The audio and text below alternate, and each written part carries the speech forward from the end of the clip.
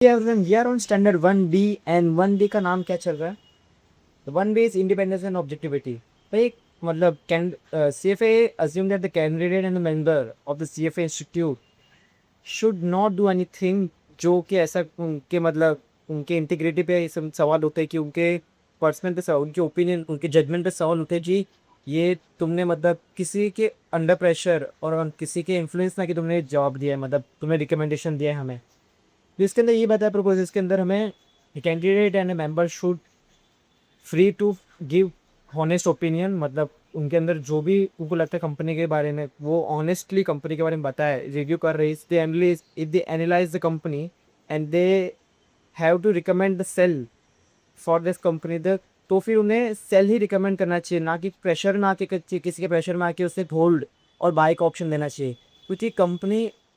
क्योंकि एनालिसिस जो एनालिस्ट रहता है वो हमेशा ही फ्री होना चाहिए, मतलब उसका कोई भी इन्फ्लुएंस नहीं होना चाहिए, मतलब किसी के अंडर प्रेशर में आके, किसी के इन्फ्लुएंस में आके, कोई भी गिफ्ट के इन्फ्लुएंस से वो उसके अंदर आके वो नई ओपिनियन देना चाहिए। तो कंपनी में मतलब इन्होंने बहुत अच्छे से बताया है मतलब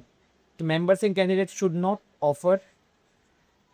solicit or accept any gifts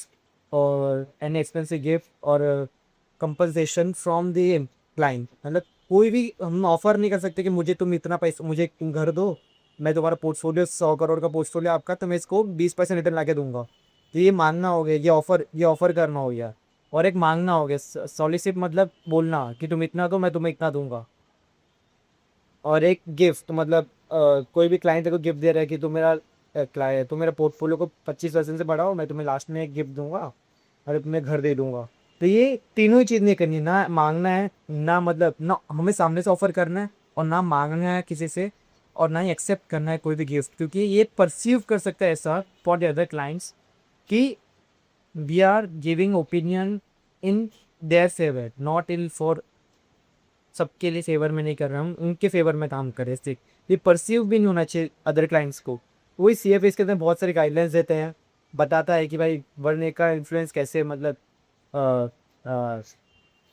standard 1B का इन्फ्लुएंस कैसे पड़ रहा है, मतलब स्टैंडर्ड 1B क्या क्या होना। उसके अंदर बोला गया है कि बहुत सारे मॉडेस्ट गिफ्ट ले सकते हैं, मतलब छोटे मोटे गिफ्ट ले सकते हैं क्योंकि उन्होंने अच्छा परफॉर्म किया, बट वो भी डिस्क्लोज करना चाहिए अपने एम्प्लॉयर को। और अगर कुछ थोड़ा बड़ा ले रहे हो तो डिस्क्लोज करना चाहिए, मतलब बताना चाहिए,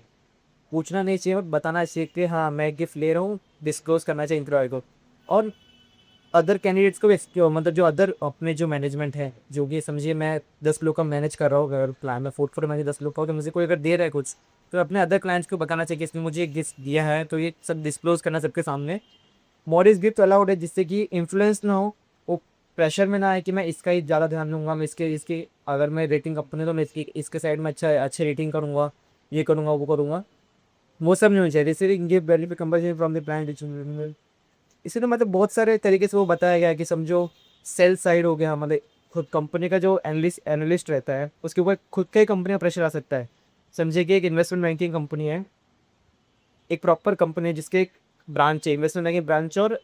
सेल साइड ब्रांच है। सेल साइड ब्रांच रिकमेंड कर रहा है टाटा कंपनी का कि टाटा कंपनी फिलहाल, टाटा कंपनी का वो ये गिरते जा रहा है, टाटा कंपनी का प्रॉफिट गिरते जा रहा है ईयर बाय ईयर, तो हमें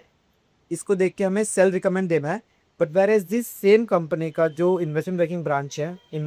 ब्रांच है जो कि फंड रेज कराने में मदद करता है, तो वो ब्रांच के पास टाटा गया है, टाटा कंपनी है, वही टाटा कंपनी गई हुई है फंड रेज करते 1000 करोड़ का। इफ अगर सेल साइड वालों ने अगर वो कर दिया ना, रिपोर्ट रिकमेंड किया ना, ये सब प्रॉपर एनालिसिस की बेसिस पे कि हमें सेल करना चाहिए टाटा कंपनी को, क्यों सेल करना चाहिए, तो इनका वही कंपनी का सेम ब्रांच, वही कंपनी का दूसरे ब्रांच का क्लाइंट चले जाएगा टाटा हाथ से। अगर टाटा बोलेगा कि मैं तुम्हें इतना पैसा 1000 करोड़ का फंड रेज करवा रहा हूँ, मुझे तुम 6-7% दूंगा, 6-7% मतलब 60-70 करोड़ रुपये दूंगा मैं तुम्हें, और तुम्हारी दूसरा साइड अगर सेल रिकमेंड दे देगा तो मेरा मार्केट में वैल्यू क्या रहेगा, और मैं यही नहीं कर पाऊंगा, फंड रेज अच्छे से कोई नहीं पाएगा हमारा। तो वही सब का प्रेशर रहता है एनालिसिस के ऊपर। अगर ये सब के प्रेशर के बीच में अगर आके हम लोग कुछ कर रहे हैं, मतलब सही रिपोर्ट दे दे, ये कर रहे, मतलब एक तो रिपोर्ट ना दे, रिकमेंड ना दे, रेस्ट्रिक्टेड लिस्ट में डाल दे कंपनी को, वो बेस्ट प्रैक्टिस होगा। अगर इन्फ्लुएंस ना कि उसका बाय रिकमेंडेशन दे रहे, तो भाई ये बहुत गलत चीज़ है। वैसे ही बहुत सारे क्रेडिट रेटिंग एजेंसी का है, बहुत सारे एग्जाम्पल दिए हुए हैं ना, आपसे नेक्स्ट वीडियो में बात करता हूँ।